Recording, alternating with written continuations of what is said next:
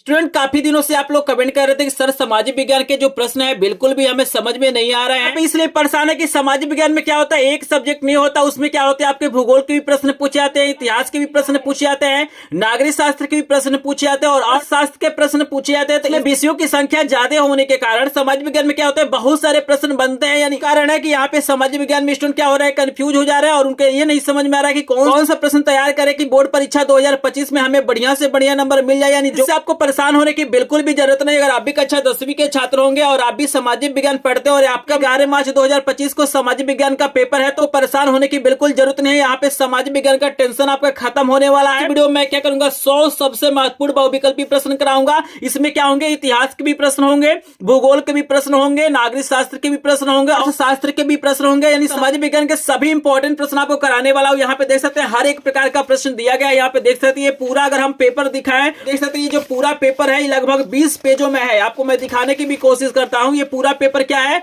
ये पूरा पेपर 20 पेजों में है। यानी हर एक प्रकार का प्रश्न इसमें दिया गया है। तो 100 प्रश्न तैयार कर लेते हैं तो यहाँ पे 100% गारंटी है, इससे बाहर कोई भी प्रश्न आपके बोर्ड परीक्षा में नहीं आने वाला। आपको लगता है कि आपने सामाजिक विज्ञान के सभी प्रश्न तैयार कर लिया है तो आप वीडियो के माध्यम से अपने आप को आप लोग पहचान भी सकते हैं कि सामाजिक विज्ञान की कितनी तैयारी है। यहाँ पे सब चाहते हैं सामाजिक विज्ञान में टॉप करना, तो इस वीडियो को ध्यान से देखिएगा। तो चलिए वीडियो को स्टार्ट करते हैं और इस मोस्ट इंपॉर्टेंट पेपर का सोल्यूशन आपको करा देते हैं। तो यहाँ पे देख सकते हैं आपको पहला जो इंपॉर्टेंट प्रश्न दिया गया है, प्रश्न दिया गया कि फ्रांस की क्रांति कब हुई थी। 4 ऑप्शन आपको दिया गया है। जल्दी से आप लोग कमेंट सेक्शन में बताइए और अपने आप को टेस्ट करिए क्या ये प्रश्न आपको तैयार है कि नहीं तैयार है। जल्दी से आप लोग बताइए फ्रांस की क्रांति कब हुई थी। बहुत ही ज्यादा इंपॉर्टेंट प्रश्न हर परीक्षा में पूछा जाता है। पहला दिया गया 1788, 1789, 1790, 1787। तो जल्दी से बताइए फ्रांस की क्रांति कब हुई थी। 4 ऑप्शन आपको दिया गया है। चलिए हम चेक कर लेते हैं किनको किनको ये प्रश्न तैयार है, क्योंकि यहीं से प्रश्न बनने हैं। तो इस वीडियो को जरूर देखिएगा। आपको बता, अगर आपने ख वाला ऑप्शन दिया है तो आपका ऑप्शन बिल्कुल करेक्ट है। 1789 में फ्रांस की क्रांति हुई था, आपको याद रखना है। चलिए हम लेके चलते हैं दूसरे प्रश्न पे। दूसरे प्रश्न का आंसर दीजिए सभी लोग। जर्मनी के एकीकरण में मुख्य भूमिका किसकी थी। बताना है कि जो जर्मनी का एकीकरण हुआ था उसमें मुख्य भूमिका किसका था। ऑटो वन बिस्मार्क का था, काइजर विलियम प्रथम का था, हिटलर का था या मेसनी का था। जल्दी से सभी लोग कमेंट सेक्शन में बताइए कि यहाँ पे आपको बताना है कि जर्मनी के एकीकरण में मुख्य भूमिका किसका था। 4 ऑप्शन आपको दिया गया है तो जल्दी से बताइए।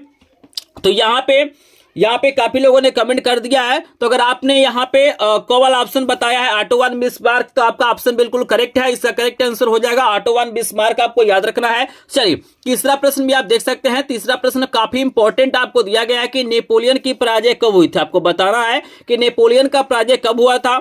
1814 में, 1815 में, 1816 में या 1817 में। जल्दी से बताइए। इस वीडियो में सभी प्रकार के प्रश्न कराऊंगा, चाहे भूगोल के प्रश्न हो, इतिहास के हो, अर्थशास्त्र के हो, नागरिक शास्त्र के हो, सभी प्रकार के प्रश्न आपको देखने के लिए मिलेंगे। अभी आप लोग इतिहास के इंपॉर्टेंट प्रश्न देख रहे हैं तो जल्दी से बताइए नेपोलियन का पराजय कब हुआ था।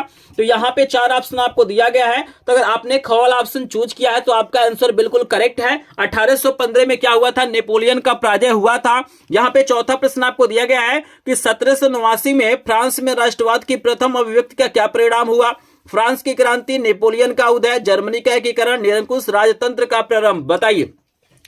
तो जल्दी से बताइए कौन सा ऑप्शन करेक्ट होगा। यहाँ पे आप लोग अपने आप को लाइव टेस्ट कर सकते हैं कि सामाजिक विज्ञान की कितनी तैयारी हुई है, क्योंकि इससे बाहर कोई भी प्रश्न नहीं आएगा। तो आप लोग अपने आप को पहचान लीजिए क्या ये प्रश्न आपको तैयार है कि नहीं तैयार है। तो अगर यहाँ पे आपने क वाला ऑप्शन चूज किया है, क वाला ऑप्शन आपने कमेंट किया है तो आपका कमेंट सही है। आपका पहला वाला ऑप्शन करेक्ट हो जाएगा, आपको याद रखना है। 5 नंबर का प्रश्न बहुत ही ज्यादा इंपॉर्टेंट है। 100% यह प्रश्न आपको देखने के लिए मिलेगा। बोर्ड परीक्षा 2025 में पेपर में छप चुका है प्रश्न। आपको प्रश्न बताना है।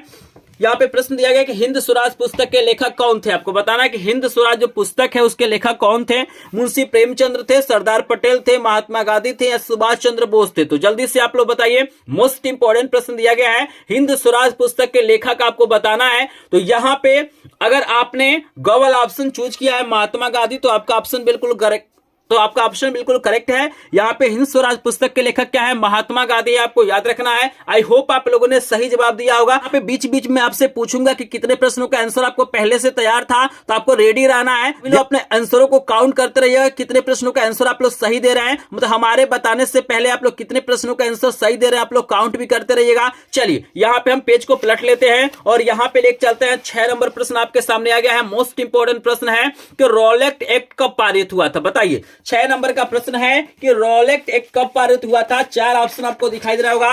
पहला ऑप्शन आपको दिया गया है 1918, दूसरा है 1919, तीसरा है 1920, चौथा है 1921। तो क्या लग रहा है आपको, रोलेक्स एक कब पारित हुआ था? जल्दी से कमेंट सेक्शन में बताइए।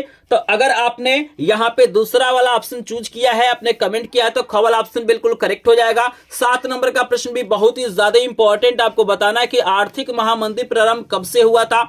1919 से, 1924 से, 1929 से या 1934 से? क्या लग रहा है आपको, आर्थिक महामंदी कब से शुरुआत हुई थी बताइए। मोस्ट इंपॉर्टेंट प्रश्न है। तो अगर आपने ग वाला ऑप्शन चूज किया है तो आपका ऑप्शन बिल्कुल करेक्ट है। आर्थिक महामंदी की शुरुआत सन 1929 से हुआ था।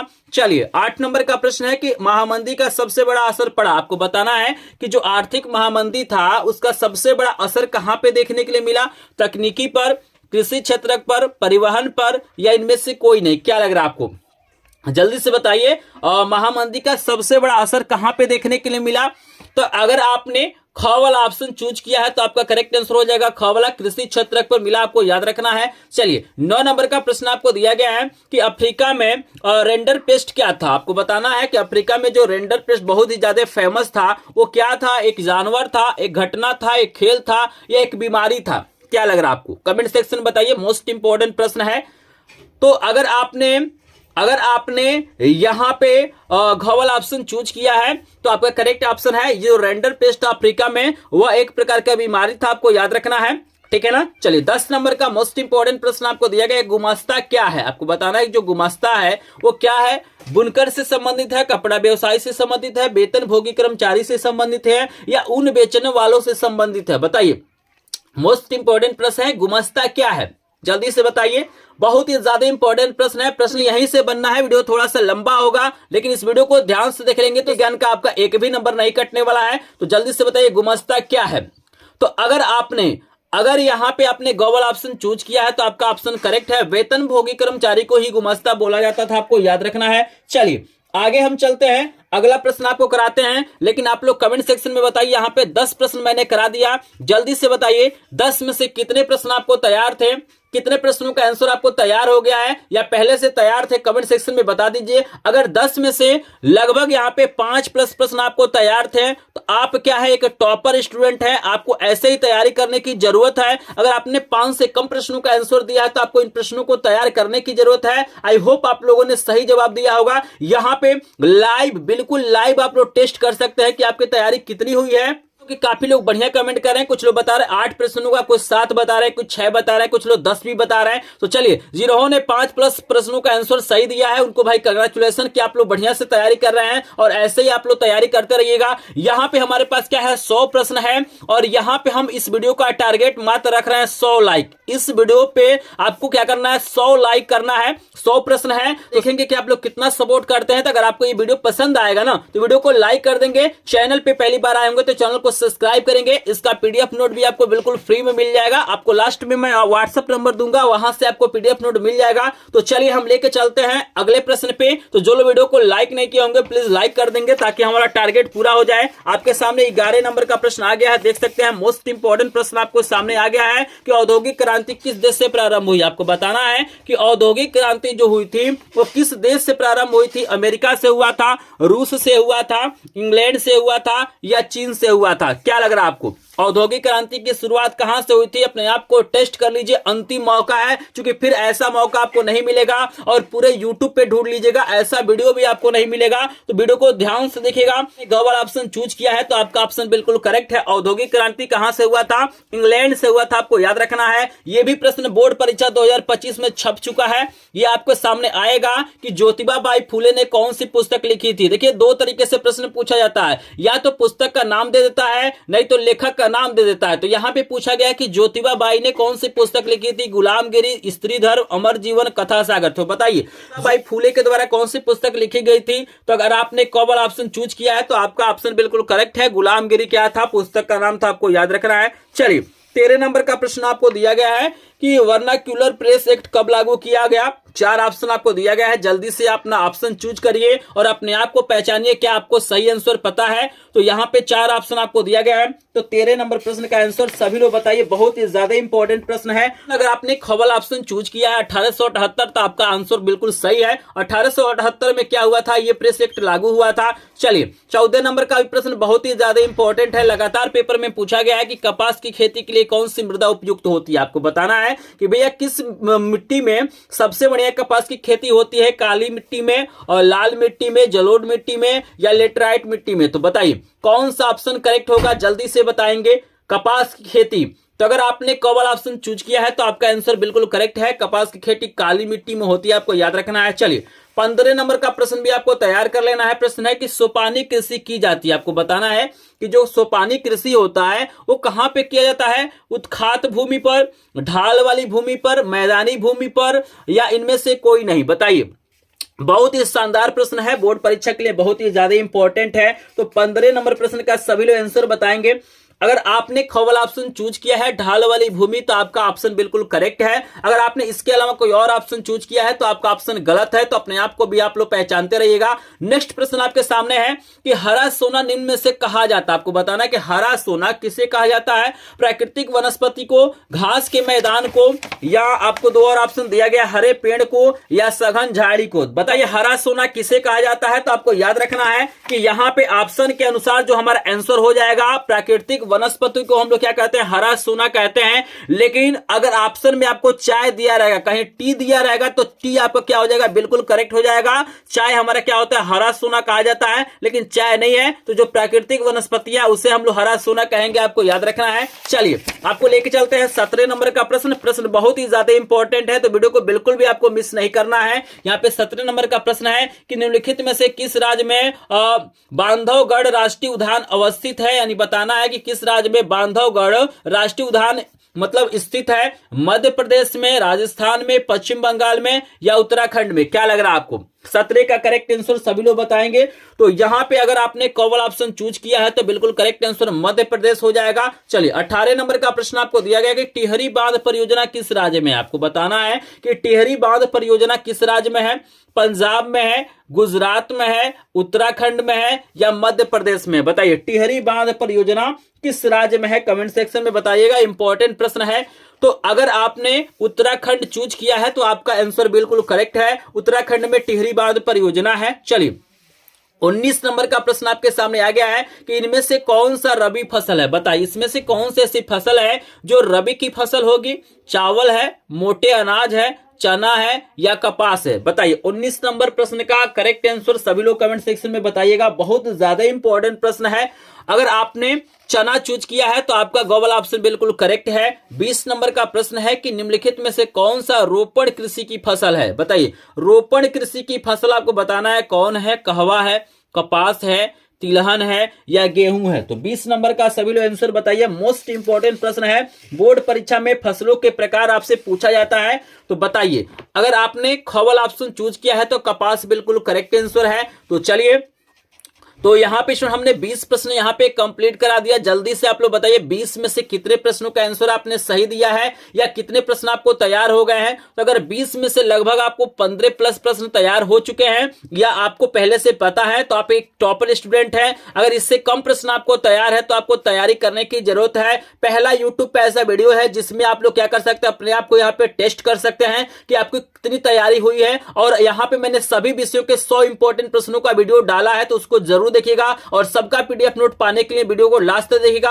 अभी मैं अपना व्हाट्सएप नंबर दूंगा, जैसे ही वहां पे मैसेज करेंगे आपको पीडीएफ नोट मिल जाएगा। काफी लोगों ने कमेंट कर दिया है, कुछ लोग 15 बता रहे हैं, लोग कुछ लोग 20 बता रहे हैं, कुछ लोग 18 प्रश्न बता रहे हैं। तो चलिए बहुत बढ़िया, जिन्होंने 15 प्लस प्रश्नों का आंसर दिया है भाई उनको कंग्रेचुलेशन है, बधाई है कि आप लोग बढ़िया तैयारी कर रहे हैं। लेकिन जो लोग वीडियो को लाइक नहीं किए होंगे प्लीज वीडियो को लाइक कर देंगे, क्योंकि यहाँ पे इस वीडियो का टारगेट है 100 लाइक, लेकिन अभी तक 20 प्रश्न मैंने कराया है, 20 लाइक इस वीडियो पर नहीं हुआ है। लेकिन प्रश्न समझ में आ रहा है, वीडियो पसंद आ रहा है, प्लीज लाइक कर देंगे, क्योंकि आप सब्सक्राइब भी क्या होता है, हमारा मोटिवेशन होता है। आप लोग मोटिवेट करेंगे तो हम इस तरह का वीडियो डालते रहेंगे। चलिए 21 नंबर का प्रश्न कराते हैं कि श्वेत क्रांति संबंधित है। आप बताइए श्वेत क्रांति का संबंध किससे हो सकता है? थोड़ा सा दिमाग दौड़ाएंगे, थोड़ा सा आपके पास कॉमन सेंस होगा तो इसका आंसर आप लोग बता देंगे। चूंकि बहुत ही आसान है। श्वेत, इसमें से देख लीजिए कौन सफेद होता है। जो सफेद होता है वही श्वेत क्रांति से संबंधित है। तो दुग्ध उत्पादन से, गेहूं उत्पादन से, मछली उत्पादन से, या इनमें से कोई नहीं। तो सभी लोग जानते हैं भाई दूध क्या होता है? सफेद होता है। तो यहां पे क वाला ऑप्शन बिल्कुल करेक्ट हो जाएगा। चलिए 22 नंबर का प्रश्न है कि निम्नलिखित में से कौन सा परंपरागत संसाधन, आपको बताना है। आपको 4 ऑप्शन दिया जाएगा, इसमें आपको बताना है कि कौन सा ऐसा मतलब संसाधन है जो परंपरागत है। तो चलिए ऑप्शन को हम देख लेते हैं। सभी लोग रेडी रहिए, सभी लोग रेडी रहिए आंसर देने के लिए। तो यहाँ पे 4 ऑप्शन आपको नजर आ रहा होगा। जल्दी से सभी लोग ऑप्शन का आंसर दीजिए कि भाई कौन सा ऑप्शन करेक्ट होगा। पवन ऊर्जा और सौर ऊर्जा, प्राकृतिक गैस, ज्वारी ऊर्जा। यहाँ पे परंपरागत संसाधन बताना है। तो अगर आप ग वाला ऑप्शन चूज किया है तो आपका आंसर करेक्ट है, प्राकृतिक गैस हो जाएगा। 23 नंबर का प्रश्न है कि निम्नलिखित में से कौन सा खनिज आधारभूत है? आपको बताना है इसमें से कौन सा ऐसा खनिज है जो आधारभूत है। मैग्नीज है, अभ्रक है, लौ अयस्क है, तांबा है। बताइए 23 नंबर का करेक्ट आंसर बताइए। सोचिए कौन सा ऐसा खनिज है जो आधारभूत है। तो अगर आपने गो वाला ऑप्शन चूज किया है तो गो वाला ऑप्शन बिल्कुल करेक्ट हो जाएगा। आई होप आप लोगों ने सही आंसर दिया होगा। 24 नंबर का प्रश्न है कि कृषि आधारित उद्योग का उदाहरण है। बता, आधारित उद्योग है मतलब कौन सी ऐसी मतलब उद्योग है जो कृषि से संबंधित है। तो यहां पर भी अगर थोड़ा सा आप लोग दिमाग दौड़ाएंगे ना, थोड़ा सा कॉमन सेंस दौड़ाएंगे तो आप लोग इसका आंसर बता सकते हैं। बताइए कौन सा ऐसा इसमें उद्योग है जिसमें कृषि की आवश्यकता पड़ती है? लोहा एवं इस्पात, सूती वस्त्र उद्योग, रासायनिक उद्योग, सीमेंट उद्योग। तो यहाँ पे देखिए आप सभी जानते हैं कि सूती वस्त्र बनाने के लिए कपास का प्रयोग किया जाता है और कपास की खेती होती है। तो ख वाला ऑप्शन बिल्कुल करेक्ट हो जाएगा। अगर आपने ख वाला ऑप्शन दिया है तो आपका आंसर बिल्कुल करेक्ट है। 25 नंबर का प्रश्न है कि निम्नलिखित में से कौन सा उद्योग बॉक्साइट को कच्चे माल के रूप में प्रयोग करता है? तो बॉक्साइट के बारे में अगर आप लोग पढ़े होंगे, बॉक्साइट एक प्रकार का अयस्क है, ठीक है ना। तो ये किसका अयस्क है? अगर विज्ञान पढ़े होंगे तो आंसर दे सकते हैं किसका है, बताइए। तो अगर आपने क वाला ऑप्शन चूज किया है तो बिल्कुल करेक्ट आंसर क वाला हो जाएगा, क्योंकि एल्यूमिनियम जो होता है वो बॉक्साइट से ही प्राप्त होता है, आपको याद रखना है, ठीक है। चलिए 26 नंबर का प्रश्न है कि सबसे लंबा राष्ट्रीय जलमार्ग आपको बताना है। यहां पे आपको बताना है कि सबसे लंबा राष्ट्रीय जलमार्ग कौन सा है? हल्दिया से इलाहाबाद, सादिया से धुबरी, केरल से पश्चिम तटीय नहर, और एक और आपको दिया गया है काकीनाडा से पुदुचेरी। तो बताइए कौन सा यहाँ पे राष्ट्रीय जलमार्ग सबसे लंबा है? 26 नंबर प्रश्न का आंसर दीजिए, मोस्ट इंपॉर्टेंट प्रश्न है। तो यहाँ पे अगर आपने क वाला ऑप्शन चूज किया है हल्दिया से इलाहाबाद, तो करेक्ट आंसर क वाला हो जाएगा। चलिए लेके चलते हैं 27 नंबर प्रश्न पे, और 27 नंबर का प्रश्न आपको बहुत ही ज्यादा इंपॉर्टेंट दे दिया गया है। यहाँ पे प्रश्न दिया गया है इसमें से किसी वस्तु का निर्यातक भारत नहीं है, मतलब इसमें से कौन सा ऐसा वस्तु है जिसका निर्यातक भारत नहीं है? कॉफी का, उर्वरक का, तंबाकू का, या चाय का? तो अगर आपने ख वाला ऑप्शन चूज किया है तो आपका आंसर बिल्कुल करेक्ट हो जाएगा। उर्वरक का निर्यातक भारत नहीं, आपको याद रखना है। 28 नंबर का प्रश्न बोर्ड परीक्षा 2025 में छप चुका है, इंपॉर्टेंट प्रश्न है। यानी जितने प्रश्न है वो बहुत ही ज्यादा इंपॉर्टेंट है, लेकिन जिनको मैं टिक कर रहा हूं मोस्ट इंपॉर्टेंट है, उनको बिल्कुल भी आपको मिस नहीं करना है। आपको बताना है कि श्रीलंका में निम्नलिखित में से कौन सा बहुसंख्यक वर्ग है? पहला ऑप्शन है तमिल, दूसरा है ईसाई, तीसरा है सिंगली, चौथा है मुस्लिम। तो बताइए कौन सा ऑप्शन करेक्ट होगा? ये प्रश्न छप चुका है, तो यहां पे याद रखना है अगर आपने गो वाला ऑप्शन चूज किया है तो आपका ऑप्शन बिल्कुल करेक्ट है। 29 नंबर का प्रश्न है कि विभिन्न स्तरों पर सत्ता का बंटवारा कहलाता है। आपको बताना है कि विभिन्न स्तरों पर सत्ता का बंटवारा क्या कहलाता है? 4 ऑप्शन आपको दिया गया है, सामुदायिक सरकार, गठबंधन सरकार, संघीय सरकार, एकात्मक शासन। क्या लग रहा है आपको? 29 नंबर का करेक्ट आंसर बताइए। तो अगर आपने 29 नंबर का करेक्ट आंसर दिया है तो आप लोग बहुत अच्छे स्टूडेंट हैं, क्योंकि इसका आंसर बहुत कम ही लोग दे पाएंगे। तो 29 का करेक्ट आंसर हो जाएगा ग वाला। तो अगर आपने 29 का संघीय सरकार ऑप्शन चूज किया है तो आप बहुत अच्छे टॉपर स्टूडेंट हैं। चलिए 30 नंबर का प्रश्न बहुत ही ज्यादा इंपॉर्टेंट है, बहुत ज्यादा इजी क्वेश्चन है, इसमें 100% सही आंसर आना चाहिए। तो जल्दी से बताएंगे, इसमें सभी लोग सही आंसर दीजिए कि भारत में सर्वाधिक बोले जाने वाली भाषा कौन सी है? हिंदी है, अंग्रेजी है, उर्दू है, पंजाबी है? तो देखते हैं भाई इस प्यारे से और इंपॉर्टेंट प्रश्न का आंसर कितने लोग सही देते हैं। तो बिल्कुल यहाँ पे मैं देख रहा हूं 100% लोगों ने सही आंसर दिया है। तो बिल्कुल आप लोगों ने सही आंसर दिया है। भारत में सर्वाधिक बोले जाने वाली भाषा क्या है? हिंदी है।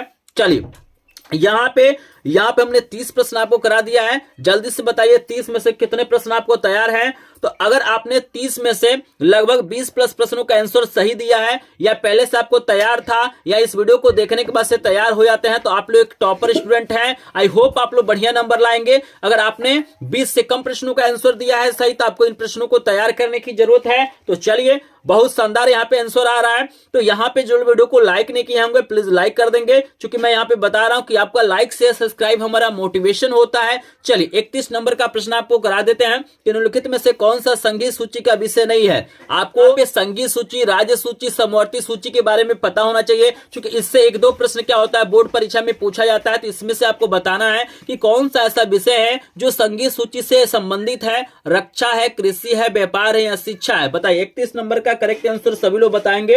तो अगर आपने यहाँ पे कॉवल ऑप्शन चूज किया है तो आपका आंसर बिल्कुल करेक्ट है, यहाँ पे रक्षा हो जाएगा। चलिए 32 नंबर का प्रश्न है कि राज्य सूची का विषय आपको बताना है। आपको 4 ऑप्शन दिया जाएगा। तो चलिए यहाँ पे 4 ऑप्शन आपको दिया गया, मुद्रा है, विदेशी कार्य है, बैंकिंग है, व्यापार है। तो बताइए कौन सा विषय है जो राज्य सूची में आएगा। तो अगर आपने घोवल ऑप्शन चूज किया है तो करेक्ट आंसर व्यापार हो जाएगा। 33 नंबर का प्रश्न दिया गया है कि भारतीय संविधान में भाषाओं को किस अनुसूची में रखा गया है। बताइए भारतीय संविधान में भाषाओं को किस अनुसूची में रखा गया है, तीसरी, 5वीं, 8वीं या 12वीं। बताइए 33 नंबर का करेक्ट आंसर बताइए। तो अगर आपने गो वाला ऑप्शन चूज किया है तो आपका आंसर बिल्कुल करेक्ट हो जाएगा, गो वाला 8वीं। ठीक है। चलिए 34 नंबर का प्रश्न आपको दिया गया है कि धर्मनिरपेक्ष राज्य में धर्म का कोई स्थान नहीं है, एक राष्ट्र एक धर्म में विश्वास, केवल बहुसंख्यक वर्ग के धर्मों की मान्यता, सभी धर्मों को समान समझना। बताइए क्या लग रहा, धर्मनिरपेक्ष राज्य में क्या चीजें होना चाहिए। 4 ऑप्शन आपको दिया गया है। तो 34 नंबर का करेक्ट आंसर सभी लोग बताएंगे।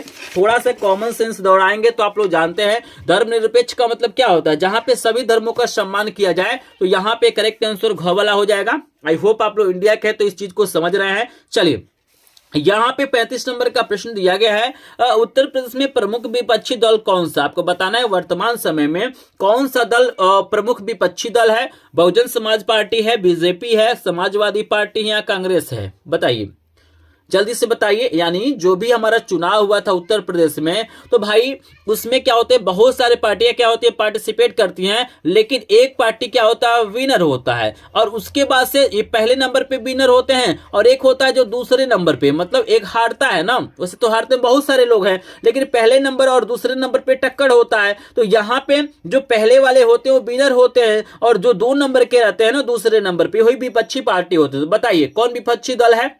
तो बिल्कुल यहाँ पे समाजवादी पार्टी, गो वाला ऑप्शन बिल्कुल क्या हो जाएगा, करेक्ट हो जाएगा। आपको याद रखना है। चलिए यहाँ पे आगे लेके चलते हैं। 36 नंबर का प्रश्न आपको कराते हैं। प्रश्न है कि निम्नलिखित में से किस व्यवस्था के लिए राजनीतिक दल आवश्यक शर्त है, राजतंत्र के लिए, लोकतंत्र के लिए, तानाशाही के लिए, सत्तावाद के लिए। बताइए 36 नंबर का प्रश्न का आंसर अगर आप लोग नहीं पढ़े होंगे तभी बता सकते हैं, थोड़ा सा दिमाग दौड़ाइए। तो लोकतंत्र के लिए होते हैं, आपको याद रखना है, खवाला ऑप्शन करेक्ट है। और 37 नंबर का प्रश्न है कि जनता का जनता के लिए शासन किस शासन व्यवस्था को प्रदर्शित करता है।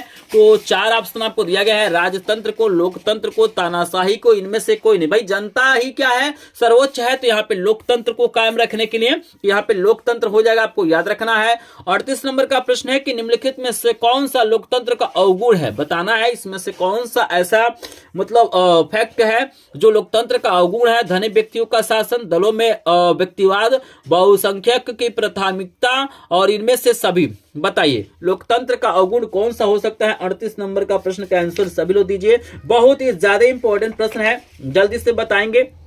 तो यहाँ पे बता दूं, यहाँ पे सभी क्या है अवगुण है, तो यहाँ पे इनमें से सभी हो जाएगा। अगर आपने घ वाला ऑप्शन चूज किया है तो आपका आंसर बिल्कुल करेक्ट है। 39 नंबर का प्रश्न आपको दिया गया है कि लोकतंत्र का प्रमुख गुण निम्नलिखित में से कौन सा। इसके पहले अवगुण पूछा था और यहाँ पे गुण पूछा जा रहा है। तो पहला दिया गया देशभक्ति की भावना, दूसरा है राष्ट्रीय चरित्र का निर्माण, तीसरा है प्रगतिशील सरकार, चौथा इनमें से सभी। बताइए 39 नंबर का करेक्ट आंसर दीजिए, बहुत ही शानदार प्रश्न आपको दिया गया है। तो यहां पर भी हमारा हो जाएगा इनमें से सभी। अगर आपने घ वाला ऑप्शन चूज किया है तो आपका आंसर बिल्कुल करेक्ट है। 40 नंबर का प्रश्न का आंसर दीजिए, निम्नलिखित में से किस देश का मानव विकास सूचकांक सर्वोच्च है। आपको बताना इसमें से कौन सा ऐसा देश है जिसमें मानव विकास सूचकांक सबसे सर्वोच्च है, सबसे हाई है। श्रीलंका का, बांग्लादेश का, नेपाल का या पाकिस्तान का। बताइए 40 का करेक्ट आंसर बताएंगे, मोस्ट इंपॉर्टेंट प्रश्न है। अगर आपने 40 का क वाला ऑप्शन चूज किया है ना, तो आपका आंसर बिल्कुल करेक्ट है। यहां पे हमने 40 प्रश्न करा दिया।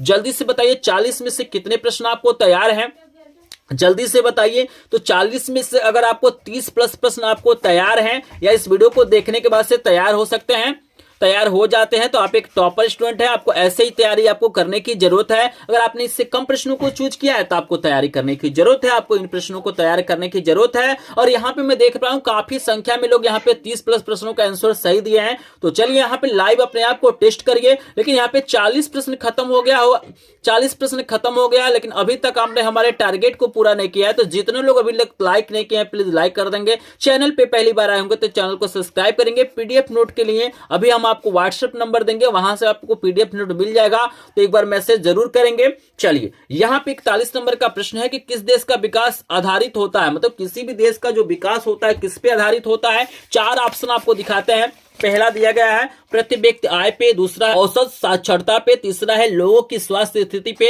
और चौथा आपको दिया गया इनमें से सभी। तो बिल्कुल करेक्ट आंसर घ वाला हो जाएगा, इनमें से सभी हो जाएगा, आपको याद रखना है। 41 नंबर का करेक्ट आंसर। चलिए 42 नंबर का प्रश्न है कि निम्नलिखित में से कौन सा एक विकसित देश है, आपको बताना है इसमें से कौन सा ऐसा देश है जो एक विकसित देश है। तो 42 नंबर का करेक्ट आंसर देंगे। तो अगर आपने ग वाला ऑप्शन चूज किया है तो आपका आंसर बिल्कुल करेक्ट है, फ्रांस हो जाएगा। क्लियर है सभी को। चलिए 43 नंबर का प्रश्न हम लेके चलते हैं आपको। यहाँ पे दिया गया एक सार्वजनिक निजी क्षेत्र आधार पर विभाजित होता है, रोजगार की शर्तें, आर्थिक गतिविधि के स्वभाव, उद्यमों के स्वामित्व, उद्यम में नियोजित श्रमिकों की संख्या। तो बताइए सार्वजनिक और निजी क्षेत्र किसके आधार पर विभाजित होते हैं। 4 ऑप्शन आपको दिया गया है। अगर आपको प्रश्न दिखाई दे रहा होगा तो जल्दी से कमेंट सेक्शन में बताइए। मोस्ट इंपोर्टेंट प्रश्न है बोर्ड परीक्षा 2025 के लिए। तो अगर आपने ग वाला ऑप्शन चूज किया है तो आपका आंसर बिल्कुल करेक्ट हो जाएगा। 44 नंबर का प्रश्न है कि निम्नलिखित में से किसे सेवा क्षेत्रक भी कहते हैं, मतलब सेवा क्षेत्रक को और किस नाम से जाना जाता है। प्राथमिक क्षेत्रक, द्वितीय क्षेत्रक, तृतीय क्षेत्रक, या इनमें से कोई नहीं। क्या लग रहा है आपको, जल्दी से बताइए। तो अगर आपने यहाँ पे 44 नंबर का करेक्ट ऑप्शन ग वाला चूज किया है तो आपका आंसर बिल्कुल करेक्ट है। तृतीय क्षेत्र को सेवा क्षेत्रक भी कहते हैं। चलिए 45 नंबर का प्रश्न है निम्नलिखित में से किसको कृषि क्षेत्रक भी कहते हैं। आपको बताना है इसमें से किस क्षेत्र को कृषि क्षेत्रक भी कहते हैं। प्राथमिक को, द्वितीय को, तृतीय को, या इनमें से कोई नहीं। तो 45 का आंसर सभी लोग देंगे। तो अगर आपने करेक्ट आंसर क वाला चूज किया है प्राथमिक क्षेत्रक बिल्कुल करेक्ट हो जाएगा। चलिए 46 नंबर का प्रश्न है कि निम्नलिखित में से कौन सा व्यक्ति असंगठित क्षेत्रक के अंतर्गत आता है। तो यहाँ पे हम पेज को पलट लेते हैं और ऑप्शन आपको दिखा देते हैं। पहला दिया गया है कृषि मजदूर, दूसरा है बैंक मैनेजर, तीसरा है सैनिक, और चौथा है इनमें से कोई नहीं। तो क्या लग रहा है आपको कौन सा ऑप्शन करेक्ट हो सकता है। प्रश्न आपको दिया गया निम्नलिखित में से कौन सा व्यक्ति असंगठित क्षेत्र के अंतर्गत आता है। तो अगर आपने क वाला ऑप्शन चूज किया है तो बिल्कुल करेक्ट आंसर हो जाएगा कृषि मजदूर। क्लियर है सभी को। चलिए स्टूडेंट यहाँ पे 47 नंबर का प्रश्न आपको दिया गया है कि सूचना एवं संचार प्रौद्योगिकी का आर्थिक क्षेत्रक है प्राथमिक, द्वितीयक, तृतीयक, चतुर्थक। बताइए 47 का करेक्ट आंसर दीजिए। मोस्ट इंपोर्टेंट प्रश्न है क्योंकि यहीं से प्रश्न बनने हैं, तो इस वीडियो को बिल्कुल भी आपको स्किप नहीं करेंगे। इस वीडियो को छोड़ के आप लोग जाएंगे इंस्टाग्राम पे रील्स देखेंगे, शॉर्ट वीडियो देखेंगे, उसमें आपका टाइम बर्बाद होगा, आपका फ्यूचर नहीं बनेगा। लेकिन इस वीडियो को देख लेते हैं और इन प्रश्नों को तैयार कर लेते हैं तो सामाजिक विज्ञान में आप लोग क्या करेंगे, टॉप करेंगे, आप लोग टॉपर स्टूडेंट बन सकते हैं। तो जिनको भी टॉप करना है इस वीडियो को बिल्कुल भी स्किप नहीं करेंगे, क्योंकि पूरे यूट्यूब पे आप ढूंढ लीजिएगा, ऐसा वीडियो आपको कहीं पर भी देखने के लिए नहीं मिलेगा। तो चलिए यहां पे बता दें कि 47 का करेक्ट आंसर ग वाला हो जाएगा, आपको याद रखना है। 48 नंबर का प्रश्न है कि निम्नलिखित में से किस वर्ष बांग्लादेश ग्रामीण बैंक की स्थापना की गई थी। 1960 में, 1980 में, 1970 में, या 1950 में। क्या लग रहा है बांग्लादेश ग्रामीण बैंक की स्थापना कब की गई थी। तो यहां पे अगर आपने ग वाला ऑप्शन चूज किया है तो 1970 हो जाएगा, आपको याद रखना है। चलिए 49 नंबर का प्रश्न है कि स्वयं सहायता समूह में बचत और ऋण संबंधी अधिकतर निर्णय लिए जाते हैं। तो आप लोग देखे होंगे गांव में स्वयं सहायता समूह चलता है, बहुत सारे लोन वगैरह क्या होते हैं दिलवाते हैं लोग, बहुत सारे क्या करते हैं समूह में काम किया जाता है, ठीक है ना, आप लोग देखे होंगे। तो इसमें जो अधिकतर निर्णय लिए जाते हैं किसके द्वारा लिए जाते हैं, बैंक द्वारा, सदस्यों द्वारा, गैर सरकारी संस्था द्वारा, इनमें से कोई नहीं। भाई स्वयं सहायता समूह मतलब लोगों की यहाँ पे क्या होती है, समूह होती है, यहाँ पे सदस्यों द्वारा ही अधिकतर निर्णय लिए जाते हैं। तो करेक्ट आंसर ख वाला हो जाएगा, आपको याद रखना है। चलिए यहाँ पे 50 नंबर का प्रश्न आपको दिया गया है कि विश्व व्यापार संगठन की स्थापना कब की गई थी। 1991 में, 1994 में, 1992 या 1995 में। बताइए विश्व व्यापार संगठन की स्थापना कब की गई थी। मोस्ट इंपोर्टेंट प्रश्न है बोर्ड परीक्षा के लिए। तो बताइए सभी लोग 50 का करेक्ट आंसर क्या हो जाएगा। तो यहां पे अगर आपने 1995 चूज किया है, आपने सही आंसर दिया है, तो आपका आंसर बिल्कुल करेक्ट है। आई होप आपको समझ में आ रहा होगा। यहां पे 50 प्रश्न हमने आपको करा दिया। जल्दी से बताइए 50 में से कितने प्रश्न आपको पहले से तैयार हैं या इस वीडियो को देखने के बाद से तैयार हो जाते हैं। कितने प्रश्नों का आपने सही आंसर दिया है, तो जल्दी से बताइए। 50 में से लगभग यहां पे आपने 40 प्रश्नों का आंसर सही दिया है, तो आप एक टॉपर स्टूडेंट है। आपको ऐसे ही तैयारी करने की जरूरत है। अगर आपने इससे कम प्रश्नों का आंसर दिया है तो आपको तैयारी करने की जरूरत है। तो यहां पे लगभग हमारा आधा वीडियो क्या होता है, खत्म हो जाता है। लेकिन अभी तक आपने सपोर्ट नहीं दिखाया स्टूडेंट, जो लोग वीडियो को लाइक नहीं किया है प्लीज लाइक कर देंगे। लाइक शेयर सब्सक्राइब हमारा मोटिवेशन होता है और हमारा टारगेट बस यही है कि वीडियो खत्म होते होते हमारा 100 लाइक का टारगेट पूरा हो जाए। अगर आप लोग 100 लाइक कंप्लीट कर देते हैं तो मैं मानूंगा कि आप लोग बहुत ज्यादा सपोर्ट करते हैं। तो चलिए हम आपका समय बर्बाद नहीं करेंगे, क्योंकि मुझे पता है कि आपका समय बहुत ही ज्यादा इंपॉर्टेंट है। तो बिल्कुल फालतू बातों में हम लोग टाइम नहीं बर्बाद करेंगे। हम लोग 51 नंबर का प्रश्न करेंगे और हमारे सामने है कि भारत में आर्थिक उदारीकरण की शुरुआत कब हुई थी। आपको बताना है कि भारत में आर्थिक उदारीकरण की शुरुआत कब हुई थी। आपको दो ऑप्शन दिखाई दे रहा, पहला है 1991, दूसरा है 1989। दो और ऑप्शन आपको दिया गया है, यहां पे देख सकते हैं। दो और ऑप्शन आपको दिया गया 1995 और 1960। तो बताइए कौन सा ऑप्शन करेक्ट हो जाएगा। यहां पे 51 नंबर प्रश्न का आंसर बताइए। तो यहां पे बता दूं, अगर आपने कौन ऑप्शन चूज किया है 1991 बिल्कुल करेक्ट हो जाएगा। तो यहाँ पे 52 नंबर का प्रश्न आप देख सकते हैं, आपको दिया गया कि वैश्वीकरण ने जीवन स्तर के सुधार में क्या सहायता पहुंचाई। सभी लोगों के लिए, विकसित देशों के लिए, विकासशील देशों के श्रमिकों के उपयुक्त में से कोई नहीं। तो 52 नंबर का करेक्ट आंसर बताएंगे। मोस्ट इंपॉर्टेंट प्रश्न है, सभी लोग सोचिए और 52 नंबर का आंसर दीजिए। तो जहां तक मुझे लग रहा है 52 नंबर का करेक्ट आंसर यहाँ पे खवाला हो जाएगा, विकसित देशों के लोगों के लिए हो जाएगा। 53 नंबर का प्रश्न आपको दिया गया है, देख सकते हैं। मोस्ट इंपॉर्टेंट प्रश्न दिया गया है कि विश्व के देशों में बहुराष्ट्रीय कंपनियों द्वारा निवेश का सबसे अधिक सामान्य मार्ग है। 4 ऑप्शन आपको दिया गया है, नए कारखानों की स्थापना, स्थानीय कंपनियों को खरीद लेना, स्थानीय कंपनियों से साझेदारी करना, उपयुक्त में से कोई नहीं। आपने यहाँ पे 53 नंबर का करेक्ट आंसर यहाँ पे गो वाला चूज किया है, तो आपका आंसर बिल्कुल करेक्ट है। स्थानीय कंपनियों से साझेदारी करना ही क्या था, इसका सामान्य मार्ग था, आपको याद रखना है। 54 नंबर का प्रश्न भी आपके सामने आ गया स्टूडेंट। आपको 54 नंबर का प्रश्न दिया गया है कि अंतरराष्ट्रीय व्यापार को उदार बनाने का उद्देश्य है। यहाँ पे 4 ऑप्शन आपको दिया गया, IMF का है, WTO का है, NATO का है, वर्ल्ड बैंक का है। तो बताइए अंतरराष्ट्रीय व्यापार को उदार बनाने का जो उद्देश्य किसका है। 4 ऑप्शन आपको दिया गया है। तो अगर आपने खवल ऑप्शन चूज किया है तो यहाँ पे करेक्ट आंसर WTO हो जाएगा, आपको याद रखना है। 55 नंबर का भी प्रश्न आपको दिखाई दे रहा होगा, काफी इंपॉर्टेंट प्रश्न आपको दिया गया है। प्रश्न है निम्नलिखित में से उत्पादन का साधन है। आपको बताना है कि उत्पादन का साधन क्या है। उत्पादन का साधन क्या है, पूंजी है, लाभ है, सेवाएं है या कर है। मोस्ट इंपॉर्टेंट प्रश्न है, तो जल्दी से सभी लोग आंसर दे देंगे भाई, ये मोस्ट इंपॉर्टेंट प्रश्न है। तो यहाँ पे अगर आपने यहाँ पे कौन ऑप्शन चूज किया है तो पूंजी हो जाएगा, आपको याद रखना है। चलिए 56 नंबर का भी प्रश्न स्टूडेंट यहाँ पे दिखा देते हैं। अगला प्रश्न जो आपका है 56 नंबर का मोस्ट इंपॉर्टेंट दिया गया है कि सूचना का अधिकार अधिनियम कब लागू किया गया। आपको बताना है कि सूचना का अधिकार अधिनियम कब लागू किया गया। अक्टूबर 2005 में, मार्च 2005 में, जनवरी 2006 में या अप्रैल 2007 में। तो बताइए सूचना का अधिकार अधिनियम कब लागू किया गया। 56 नंबर का करेक्ट आंसर बताएंगे, मोस्ट इंपॉर्टेंट प्रश्न है। तो अगर आपने कौन ऑप्शन चूज किया है तो आपका आंसर बिल्कुल करेक्ट है। यहां पे अक्टूबर 2005 में किया गया था, आपको याद रखना है। 57 नंबर का प्रश्न है कि उपभोक्ता सुरक्षा अधिनियम, मोस्ट इंपॉर्टेंट है, ये भी पेपर में छप चुका है। इसका आंसर आपको देना है कि उपभोक्ता सुरक्षा अधिनियम कब बनाया गया था।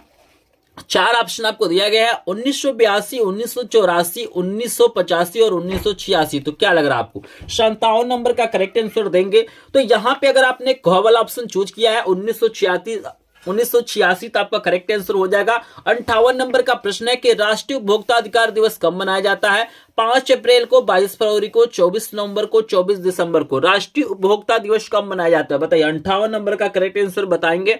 तो यहाँ पे काफी लोगों ने सही आंसर तो यहाँ पे काफी लोग सही आंसर दे रहे हैं। अगर आपने 24 दिसंबर करेक्ट आंसर चूज किया है तो आपका बिल्कुल करेक्ट आंसर है।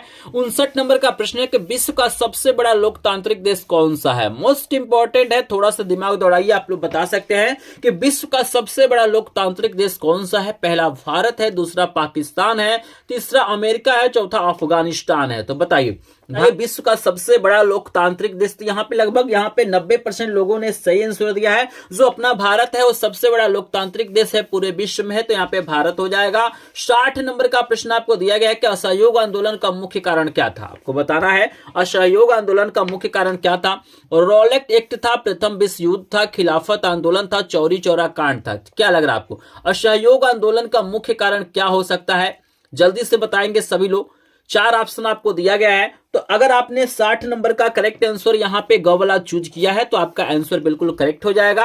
यहाँ पे स्टूडेंट हमने 60 प्रश्न आपको करा दिया है। यहाँ पे अगर आपने 60 में से लगभग 45 प्रश्नों का आंसर सही दिया है तो आप एक टॉपर स्टूडेंट है, आपका सामाजिक विज्ञान में बढ़िया नंबर आएगा। लेकिन अगर आपने इससे कम प्रश्नों को आंसर दिया है तो आपको तैयारी करने की जरूरत है। यहाँ पे स्टूडेंट बता दूं कि 60 के बाद से जितने भी प्रश्न आएंगे यहाँ पे मिक्स प्रश्न आपको देखने के लिए मिलेंगे। इसमें आपको इतिहास के भी प्रश्न मिलेंगे, भूगोल के भी मिलेंगे, नागरिक शास्त्र के भी मिलेंगे, अर्थशास्त्र के भी मिलेंगे, अर्थशास्त्र के भी मिलेंगे। अगर अभी तक वीडियो को ध्यान से नहीं देखा है तो यहां से 60 के बाद से जितने भी प्रश्न हैं इनको बिल्कुल ध्यान से देखिएगा, क्योंकि आगे के जो भी प्रश्न वो बहुत ही ज्यादा इंपॉर्टेंट है। तो इस वीडियो को बिल्कुल भी आपको मिस नहीं करना, क्योंकि इसके बाद मिक्स प्रश्न आपको मिलेंगे। तो जल्दी से जो लोग वीडियो को लाइक नहीं किया है प्लीज वीडियो को लाइक कर देंगे। चैनल पे पहली बार आए होंगे तो चैनल को सब्सक्राइब करेंगे। सभी विषयों के इंपॉर्टेंट प्रश्नों का पीडीएफ नोट पाने के लिए अभी हमारे ग्रुप को ज्वाइन करेंगे, जिसका लिंक डिस्क्रिप्शन में दिया गया है। या आपको डायरेक्ट पीडीएफ नोट चाहिए तो लास्ट में अपना व्हाट्सएप नंबर दूंगा, वहां पे आपको मैसेज करना है, आपको पीडीएफ नोट मिल जाएगा। चलिए लेके चलते हैं यहाँ पे 61 नंबर प्रश्न पे। और प्रश्न आपको दिया गया है कि करो या मरो का नारा किसने दिया था। आपको बताना है कि करो या मरो का नारा किसने दिया था। सुभाष चंद्र बोस ने, चंद्रशेखर आजाद ने, या भगत सिंह ने, या महात्मा गांधी ने। तो जल्दी से बताएंगे करो या मरो का नारा किसने दिया था। मोस्ट इंपोर्टेंट प्रश्न है, 61 नंबर का प्रश्न है। तो अगर आपने गलत ऑप्शन चूज किया है तो आपका आंसर बिल्कुल करेक्ट है, महात्मा गांधी ने दिया था, आपको याद रखना है। क्लियर है सभी को? चलिए यहाँ पे 62 नंबर का प्रश्न है कि चिपको आंदोलन किससे संबंधित है। आपको बताना है भैया जो चिपको आंदोलन चला गया था वो किससे संबंधित है। मृदा संरक्षण से, वन संरक्षण से, जल संरक्षण से, या वायु संरक्षण से। तो अगर आपने खबर ऑप्शन चूज किया है तो आपका आंसर बिल्कुल करेक्ट हो जाएगा, वन संरक्षण। ठीक है, चलिए यहाँ पे 63 नंबर का प्रश्न है कि निम्नलिखित में से कौन सा एक रेशेदार फसल है। बताइए इसमें से कौन सा ऐसा फसल है जो रेशेदार है। जूट है, कॉफी है, रबड़ है, जौ है। तो बताइए कौन सा ऐसा फसल है जो रेशेदार है। तो यहाँ अगर आपने कॉबल ऑप्शन चूज किया है तो करेक्ट आंसर जूट हो जाएगा। नंबर का प्रश्न है कि निम्नलिखित में से कौन सी एक रबी फसल है। धान है, बाजरा है, मक्का है, गेहूं है। तो बताइए 64 का करेक्ट आंसर क्या हो जाएगा। रबी फसल यहाँ पे गेहूं है तो करेक्ट आंसर घ वाला हो जाएगा। 65 नंबर का प्रश्न है कि यहाँ पे खरीफ फसल आपको बताना है कौन खरीफ फसल है। चावल, चना, कपास, धान एवं कपास। देखिए धान चावल एक ही बात है, तो अगर आपने यहाँ पे घ वाला ऑप्शन चूज किया है तो करेक्ट आंसर घ वाला हो जाएगा। चावल और यहाँ पे कपास दोनों क्या है, खरीफ फसल, आपको याद रखना है। 66 नंबर का प्रश्न है कि मुंबई जो हाई है वो क्यों प्रसिद्ध है। अब्रक कारखाने के लिए, फिल्म सिटी के लिए, गेटवे ऑफ इंडिया के लिए। ऑप्शन है इनमें से कोई नहीं। तो बताइए मुंबई हाई किसके लिए प्रसिद्ध है, जल्दी से बताएंगे। मोस्ट इंपॉर्टेंट प्रश्न है, बोर्ड परीक्षा 2025 के लिए सबसे ज्यादा इंपॉर्टेंट प्रश्न है। तो यहाँ पे याद रखना है कि जो मुंबई हाई है वो पेट्रोलियम के लिए प्रसिद्ध है, लेकिन यहाँ पे पेट्रोलियम का जिक्र नहीं किया गया है, तो करेक्ट आंसर हो जाएगा इनमें से कोई नहीं। अगर इस प्रश्न में आपको डाउट होगा तो कमेंट सेक्शन में जरूर बताइएगा। अगर 66 नंबर प्रश्न में कोई दिक्कत होगा तो आप लोग कमेंट में बताइएगा, क्योंकि मुंबई जो हाई है वो हमारा क्या है, पेट्रोलियम के लिए प्रसिद्ध है। स्क्रीन पे मैं आपको लगा भी देता हूं, यहाँ पे आप लोग देख सकते हैं। क्लियर है सभी को? चलिए 67 नंबर का प्रश्न है कि विदेशी व्यापार किन के मध्य होता है। भाई विदेशी व्यापार है तो किसी भी दो देशों के मध्य होता है, तो कॉमन ऑप्शन बिल्कुल करेक्ट हो जाएगा। 68 नंबर का प्रश्न है कि कौन सा एक संघीय राज्य है। आपको बताना है मुझसे कौन ऐसा राज्य है जो संघीय है। राजस्थान है, मध्य प्रदेश है, उत्तर प्रदेश या दिल्ली है। तो सोचिए, थोड़ा सा दिमाग दौड़ाइए, थोड़ा सा कॉमन सेंस दौड़ाइए, आप आंसर बिल्कुल आसानी से बता सकते हैं। तो यहाँ पे बिल्कुल दिल्ली अगर आप लोगों ने सोचा है तो करेक्ट आंसर दिल्ली हो जाएगा। और यहाँ पे 69 नंबर का प्रश्न है कि यंग इटली समिति का संस्थापक कौन था। इमानुएल द्वितीय था, मेजनी था, काबूर था, गैरीबाल्डी था। तो बताइए यंग इटली सोसाइटी का संस्थापक का नाम आपको बताना है, तो जल्दी से बताइए। तो अगर आपने यहाँ पे खवल ऑप्शन चूज किया है तो आपका आंसर बिल्कुल करेक्ट हो जाएगा, मेजनी हो जाएगा। 70 नंबर का प्रश्न है कि नेपोलियन का संबंध किस देश से था। आपको बताना है कि भैया जो नेपोलियन था उसका संबंध किस देश से था। जर्मनी से, इटली से, फ्रांस से, इंग्लैंड से। तो जल्दी से बताएंगे, 70 नंबर का करेक्ट आंसर देंगे तो अगर आपने फ्रांस चूज किया है तो आपका आंसर बिल्कुल करेक्ट है। और यहां पे जल्दी से बताइए 70 में से कितने प्रश्नों का आंसर आपने सही दिया है। तो 70 में से लगभग आपने यहाँ पे 55 प्लस प्रश्नों का आंसर सही दिया है, तो आप एक टॉपर स्टूडेंट हैं। चलिए यहाँ पे आई होप आप लोगों ने सही आंसर दिया होगा। अगर आपने इससे कम दिया है तो आपको तैयारी करने की जरूरत है, लेकिन इस वीडियो को बिल्कुल भी स्किप नहीं करना, चूंकि आगे के जो भी प्रश्न है बहुत ही ज्यादा इंपॉर्टेंट है। 71 नंबर का प्रश्न है कि अंतर्राष्ट्रीय पृथ्वी सम्मेलन कब किया गया था। आपको बताना है कि अंतर्राष्ट्रीय जो पृथ्वी सम्मेलन हुआ था वो कब हुआ था, 1992 में, 1997 में, 1999 में या सन 2000 में। तो जल्दी से सोचिए और कमेंट सेक्शन में कुछ अनुमान लगाइए। तो यहाँ पे अगर आपने कवर ऑप्शन चूज किया है तो आपका आंसर बिल्कुल करेक्ट है। यहाँ पे 72 नंबर का प्रश्न है कि निम्नलिखित में से किस प्रांत में सीढ़ीदार खेती होती है। तो बताइए सीढ़ीदार खेती किस प्रांत में होती है, जल्दी से बताएंगे। 4 ऑप्शन आपको दिया गया है, पंजाब, उत्तर प्रदेश, हरियाणा, उत्तराखंड। तो यहाँ पे करेक्ट आंसर जल्दी से बताएंगे। तो यहाँ पे बता दूं अगर आपने घ वाला ऑप्शन चूज किया है तो करेक्ट आंसर उत्तराखंड हो जाएगा। 73 नंबर का प्रश्न है इनमें से किस राज्य में काली मृदा पाई जाती है। मैंने इनमें से कौन सा ऐसा राज्य है जहां पे काली मृदा पाई जाती है। जम्मू और कश्मीर, राजस्थान, गुजरात, झारखंड। बताइए 4 ऑप्शन में कौन सा ऑप्शन करेक्ट होगा। तो करेक्ट आंसर गुजरात हो जाएगा। गवर्नमेंट ऑप्शन बिल्कुल करेक्ट है। अगर आपने ऑप्शन चूज किया तो आपका आंसर करेक्ट है। आप लोग काउंटिंग करते रहिए आप लोग कितने प्रश्नों का आंसर सही दे रहे हैं, क्योंकि मैं बीच बीच में पूछ भी रहा हूं। तो बताइए इसमें से कौन अजैविक संसाधन है, मतलब नॉन लिविंग आपको बताना है, पौधे, मछलियां, पशु, चट्टाने। मतलब से कौन ऐसा संसाधन है जो अजैविक है, मतलब जिसके अंदर जीव नहीं होता है। तो चट्टाने घवल ऑप्शन करेक्ट हो जाएगा। 75 नंबर का है कि सविनय अवज्ञा आंदोलन कब चला गया था। आपको बताना है कि जो सविनय अवज्ञा आंदोलन था कब चला गया था। 4 ऑप्शन आपको दिया गया है। तो पहला ऑप्शन आपको दिया गया 1920, दूसरा है 1927, तीसरा है 1930, चौथा है 1935। तो बताइए सविनय अवज्ञा आंदोलन 1930 में चला गया था। अगर आपने गो ऑप्शन चूज किया है तो आपका आंसर बिल्कुल करेक्ट है। और 76 नंबर का है कि 1929 में आर्थिक महामंदी का मुख्य कारण क्या था। कृषि क्षेत्र में अधिक उत्पादन, अत्यधिक निवेश, बैंकों का निजीकरण, उद्यमों की संख्या में वृद्धि। बताइए कौन सा ऑप्शन करेक्ट हो जाएगा। तो यहाँ पे काफी लोग अलग अलग आंसर दे रहे हैं, लेकिन करेक्ट आंसर कौन हो जाएगा, कृषि क्षेत्र में अधिक उत्पादन हो जाएगा। 77 नंबर का प्रश्न है कि प्रांतीय शासन का संचालन कौन करता है। आपको बताना है कि प्रांतीय शासन का संचालन कौन करता है। 77 नंबर का प्रश्न आपके सामने दिया गया है। पहला आपको दिया गया है प्रधानमंत्री, दूसरा आपको दिया गया मुख्यमंत्री, तीसरा आपको दिया गया राज्यपाल और चौथा आपको दिया गया जिला अधिकारी। तो इस प्रश्न में हमको थोड़ा सा डाउट है, आप लोग कमेंट सेक्शन में बताइएगा। जैसे करेक्ट आंसर मुझे जहां तक लग रहा है जिला अधिकारी हो जाएगा। आप लोग कमेंट में जरूर बताएंगे। अगर इसका आंसर हमने सही दिया है तो आप लोग बताइएगा, गलत दिया है तो आप लोग सही आंसर बताएंगे। आपको हम लेके चलते हैं 78 नंबर प्रश्न पे। प्रश्न दिया गया निम्नलिखित में से कौन सा एक मिट्टी का प्रकार नहीं है। कौन ऐसा है जो मिट्टी का प्रकार नहीं है। काली, पीली, लेटराइट, सीमेंट। तो भाई सीमेंट थोड़ी ना मिट्टी का प्रकार है। घ वाला बिल्कुल यहाँ पे सही आंसर आपने चूज किया है। 79 नंबर का प्रश्न है कि काली मृदा किस फसल के लिए उपयुक्त होती है। मक्का, कपास, चना, कहवा। जल्दी से बताइए। अगर आपने वीडियो को बिल्कुल ध्यान से देखा होगा तो बिल्कुल आराम से इसका आंसर बता सकते हैं कि कौन ऐसा फसल है जिसमें काली मृदा उपयुक्त होती है। तो कपास अभी मैंने बताया था, ठीक है ना। इसी प्रश्न को घुमा फिरा के पूछा गया है तो कपास से यहाँ पे करेक्ट आंसर हो जाएगा। 80 नंबर का एक सलाल बांध किस नदी पर बनाया गया है। महानदी, चिनाब, सतलुज, कृष्णा। बताइए सलाल बांध कौन नदी पे है, जल्दी से बताइए।